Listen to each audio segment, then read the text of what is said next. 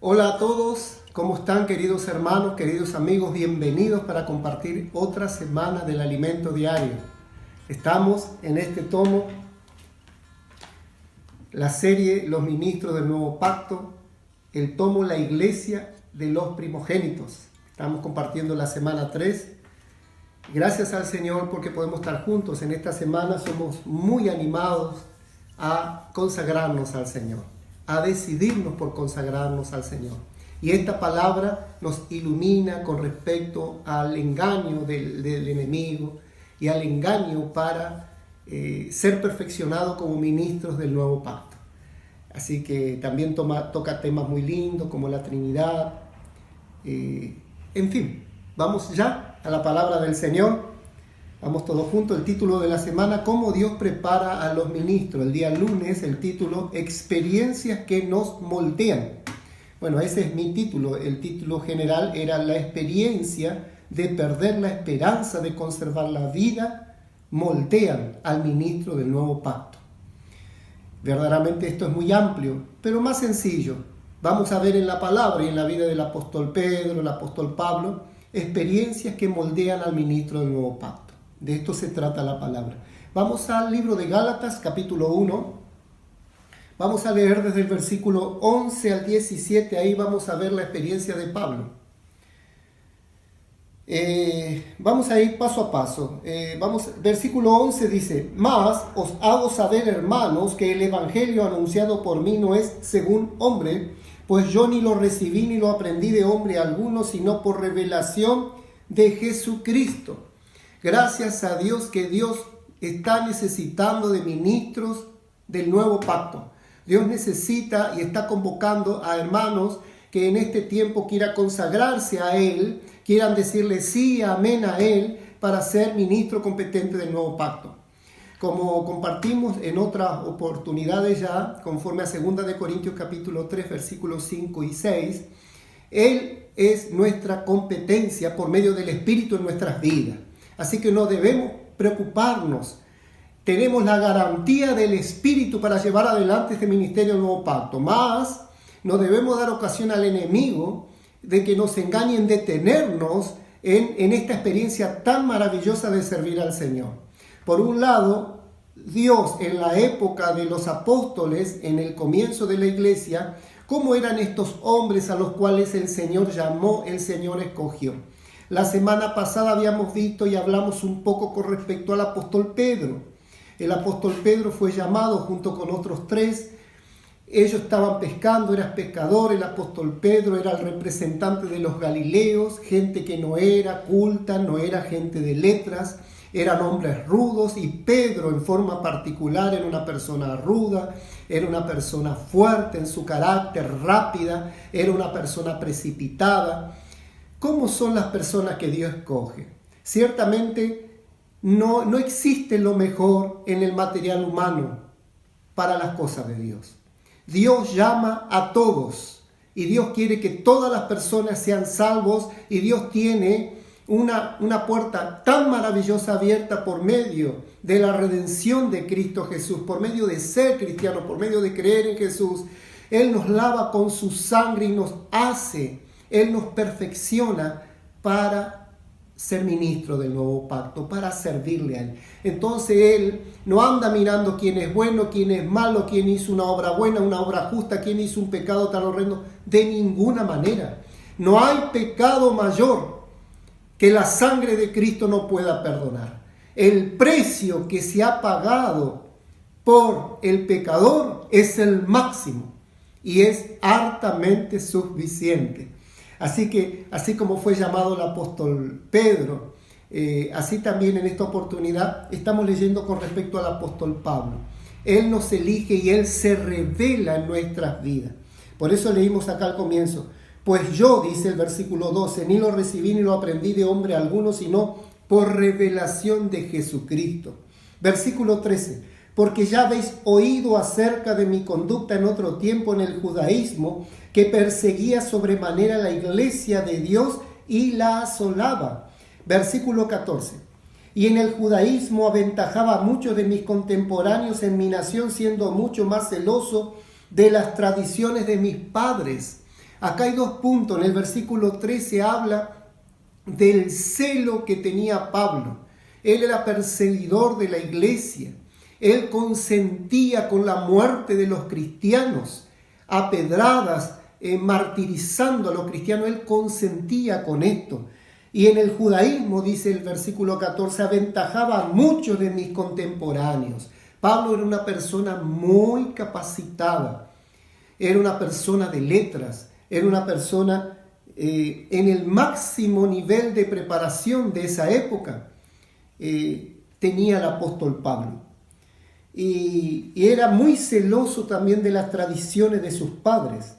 Y el versículo 15 dice, pero cuando agradó a Dios que me apartó desde el vientre de mi madre y me llamó por su gracia, revelar a su Hijo a mí para que yo le predicase entre los gentiles, no consulté enseguida con carne y sangre, ni subí a Jerusalén a los que eran apóstoles antes que yo, sino que fui a Arabia y volví de nuevo a Damasco. Después, pasado 3 años, subí a Jerusalén para ver a Pedro y permanecí con él 15 días. Pero no vi a ningún otro de los apóstoles, sino a Jacobo, el hermano del Señor. En esto que os escribo he aquí delante de Dios que no miento. ¿Qué podemos rescatar de esta lectura? Esto va acompañado al carácter de la decisión del Hijo de Dios que es llamado para servirle a Dios.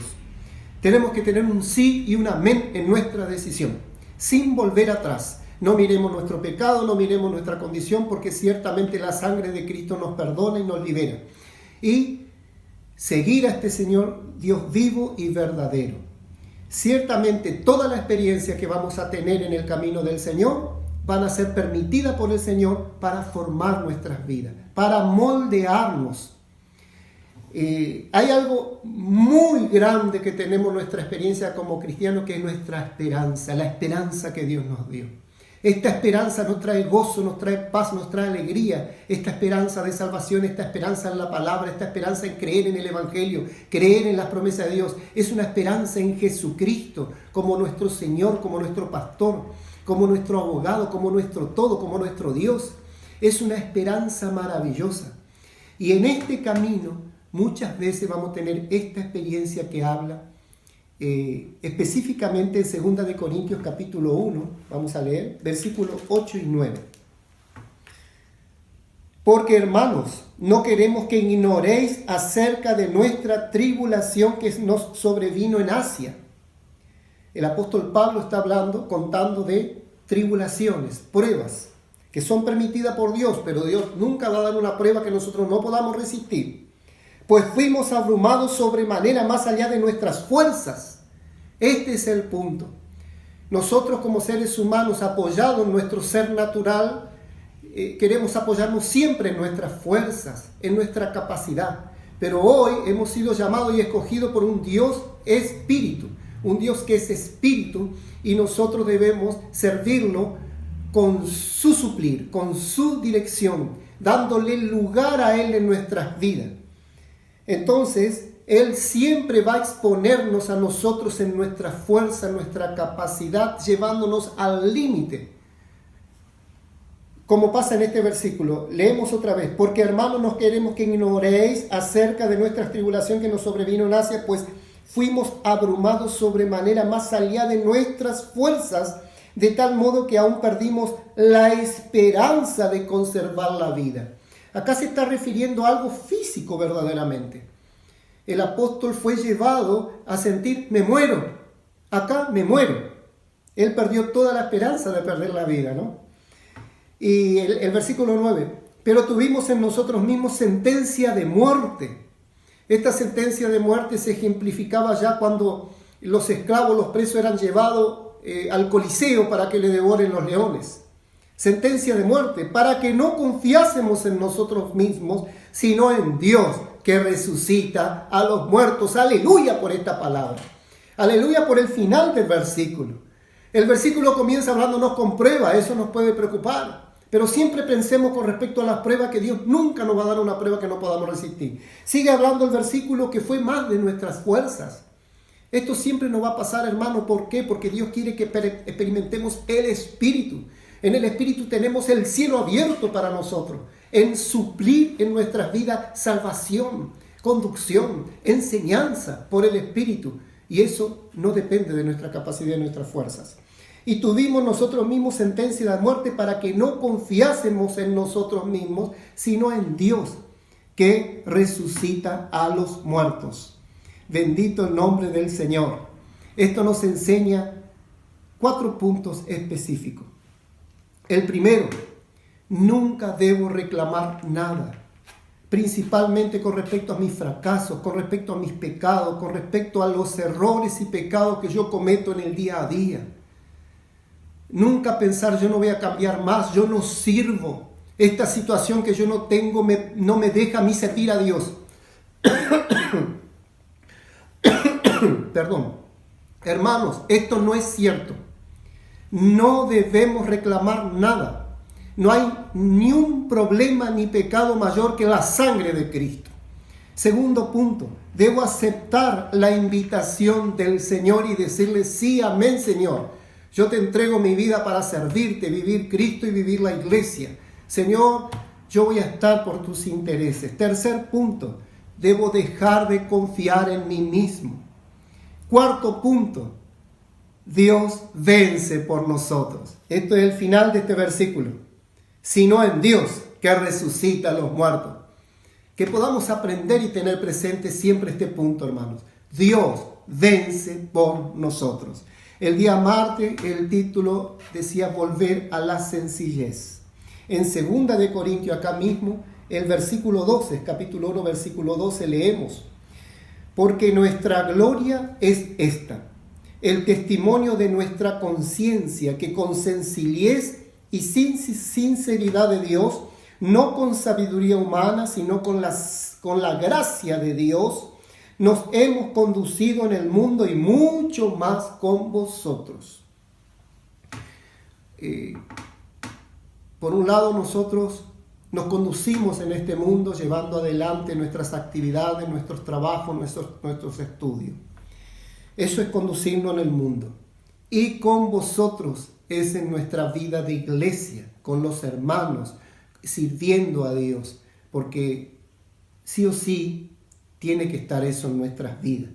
Dios está convocando para que todos nosotros tengamos este título en vida y práctica, ministros del nuevo pacto. Pero Él necesita que nosotros seamos sencillos. Leemos otra vez, porque nuestra gloria es esta, el testimonio de nuestra conciencia. Eso es lo primero que debemos aprender. Acá en estos días esto enseñó como el primer principio en esta semana. El primer principio a aprender es cuidar nuestra conciencia. Para cuidar nuestra conciencia nosotros debemos tratar con nuestras vidas, comenzando con el pecado y después con nuestro carácter, con nuestras maneras, con nuestras pequeñeces. Reconocer que nosotros en nosotros mismos tenemos muchas cosas que impiden, que nos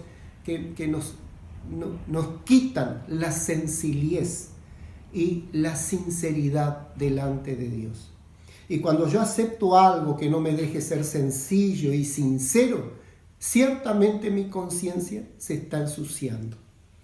Porque nuestra gloria es esta, el testimonio de nuestra conciencia. Nuestra conciencia da testimonio, nuestra conciencia testifica. Y ese testimonio de nuestra conciencia nos permite a nosotros tener paz, tener seguridad, tener alegría, tener gozo, estar completamente seguros.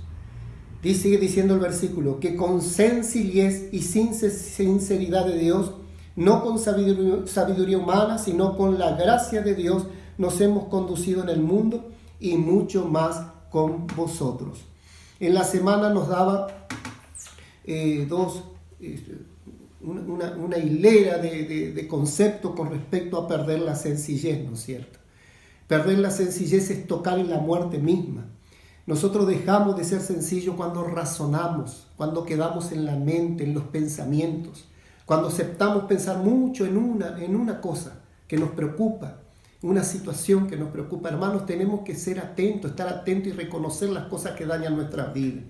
Si yo pienso 2 veces ya en algo que me está preocupando, debo ir a Dios. debo orar a Dios, debo llevar eso al Señor y despojarme de eso, no quedar en la mente, porque están en la mente, razonar las cosas me hacen perder la sencillez. Este es un síntoma de perder la sencillez.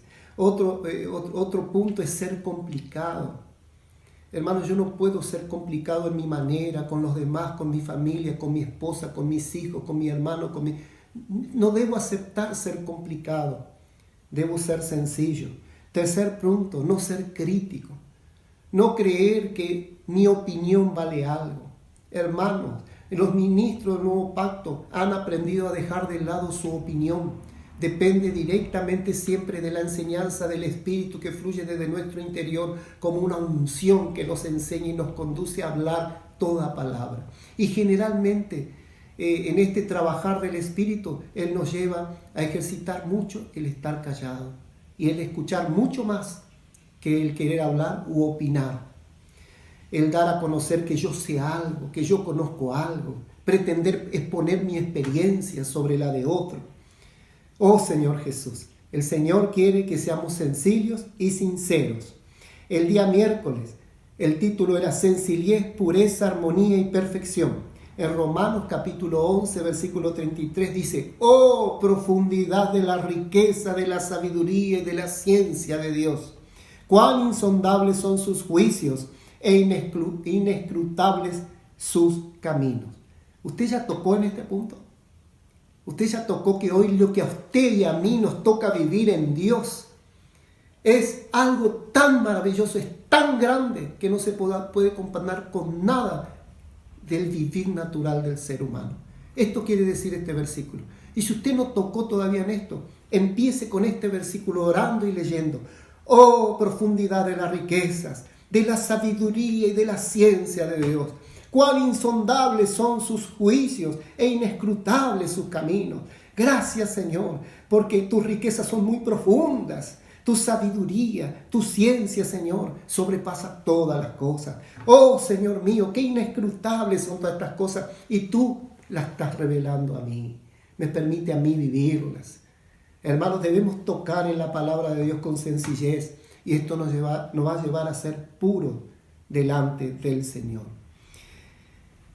La palabra en este día nos hablaba de 2 de Corintios capítulo 11, versículo 1 y 2. Ahí habla de vírgenes puras. Vamos a leer. Vamos a leer porque es lindo, es muy lindo este ejemplo. Capítulo 11, versículo 1 y 2. Ojalá me toleraseis un poco de locura. Sí, toleradme, porque os celo con celo de Dios, pues os he desposado con un solo esposo, para presentaros como una virgen pura a Cristo. Porque os celo, dice Dios. ¡Qué lindo! Porque os celo, con celo de Dios, pues os he desposado con un solo esposo, para presentaros como una virgen pura a Cristo. ¿Cuál es la característica de una virgen, de una enamorada? Primero, una virgen pura mira a su novio siempre. En su mira está su novio. Segundo punto, a su novio no lo compara con nada. Nunca jamás compara a su novio, ni con cosas negativas ni con cosas positivas.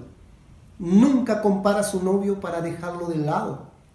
Nunca compara a su novio para hacerle esperar. Nunca. Tercer punto. La Virgen está completamente satisfecha en Él. Qué maravillosa es la palabra del Señor. Y a partir de este día, el hermano Pedro, nuestro apóstol Pedro Dom, nos compartió del bicho feo en el alma del cristiano. El bicho feo en el alma del cristiano es el yo sé. Hermanos, cómo el ser natural quiere exponer lo que sabe. Pero nosotros, los ministros competentes del Nuevo Pacto, tenemos al Espíritu que nos lleva a las profundidades y las riquezas de Dios. ¿Qué vamos a elegir? ¿Hacer caso al bicho feo que está en mi alma? Exponer el yo sé. Eso me trajo a la memoria a nuestro hermano Don Yulán, el padre de nuestro hermano Pedro Don, En el año 95, final del 95, inicio del 96, él nos hablaba cómo experimentar la salvación orgánica, la salvación de vida. Y él nos decía de 3 puntos para experimentar la salvación orgánica. Yo no sé, yo no tengo y yo no puedo. El primer punto era yo no sé. Hermanos, no nos apoyemos en el yo sé. Hoy Dios nos llamó a experimentar al Espíritu, a la unción interior que nos va a enseñar y nos va a suplir siempre. Oh Señor Jesús. Y ese día nos hablaba del Dios triuno. En Génesis 1:26 hay una palabra en plural, dice, hagamos al hombre a nuestra imagen, a nuestra semejanza. Y ahí nos empezó a hablar la palabra del Dios triuno, del Padre, del Hijo y del Espíritu. Como definición, el Padre es el origen, el Padre es la fuente, el Padre es el creador, el Padre es el sustentador de todo. El Hijo es el Hijo amado, está dispuesto a obedecer en todo al Padre.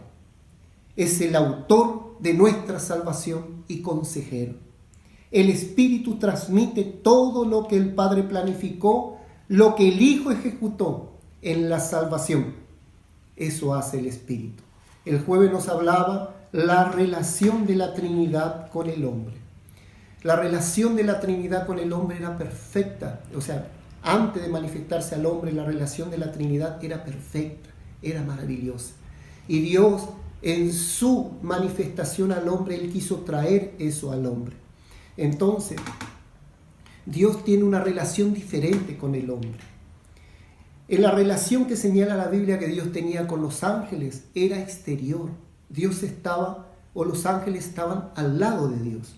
Más, en la relación que Dios quiere tener con el hombre es que Dios esté dentro del hombre y el hombre dentro de Dios. Esto es completamente distinto a la situación que tenían los ángeles. Ciertamente Dios preparó para nosotros una experiencia en el Padre, en el Hijo y en el Espíritu. Una experiencia maravillosa para experimentarla hoy día nosotros. Es por medio de ejercitar nuestro espíritu, disfrutando de la palabra de Dios, no perder la simplicidad de disfrutar Cristo, disfrutar la palabra, disfrutar la vida que está en la Biblia, en la palabra de Dios, disfrutar la comunión con los hijos de Dios y nunca dejar de lado la comunión, porque es la comunión la que siempre nos va a salvar de toda y cualquier situación, la comunión con el Señor y con los hijos de Dios. El día viernes el título, estar delante del Señor sin justicia ni verdad propia. Y ahí íbamos a Génesis, capítulo 3. Por causa del tiempo, hermanos. En Génesis, capítulo 3, habla de la caída. Habla de la caída de Eva. Entonces Satanás dice con su astucia, se presentó a Eva como hoy también se quiere presentar a cada hijo de Dios. ¿Qué es lo primero que hizo Satanás con Eva? Le hizo dudar. Hermanos, no debemos aceptar las dudas. Satanás le habló a Eva de una forma muy sutil, con que Dios ha dicho. ¿Y qué hizo Eva? Lo mismo que podemos hacer nosotros, empezar a dudar. Y caer en el primer gran error, caer en la mente. La mente nos va a engañar, hermano. Estar en la mente es como estar en una laguna y que en medio del pantano yo quiera pelear contra el cocodrilo. El cocodrilo me va a comer. Eso es estar en la mente. Yo en la mente no voy a solucionar nada. Debo ejercitar el espíritu. Oh Señor Jesús. Oh Señor Jesús. Y no hacer como hizo Eva. Eva conversó con Satanás. Cuando nosotros quedamos en la mente, que es la que reina en nuestra propia capacidad, hermanos, nosotros vamos a quedar preocupados, vamos a quedar enredados. La mente es como una tela de araña que nos atrapa para que el bicho venga y nos coma. Oh Señor Jesús. Y después Satanás nos va a llevar ya a actuar en contra de la palabra, como hizo con Eva. Oh Señor Jesús, no perdamos la sencillez y la sinceridad. Estar delante de Dios siempre. Y no importa si hemos cometido un error, si hemos dudado, clamar rápidamente por la sangre de Jesús y el nombre de Jesús. Ser libre de todo pecado y no quedar en la muerte espiritual. No quedar en la duda, no quedar rechazando, no, de ninguna manera. El día viernes estar delante del Señor sin justicia propia ni verdad propia, ¿no es cierto? Acá decía que Adán y Eva hicieron hojas para taparse su desnudez con hojas de higuera, ¿no es cierto? Con hojas. Y eso habla de la justicia propia. Y anteriormente Adán y Eva estaban desnudos delante de Dios.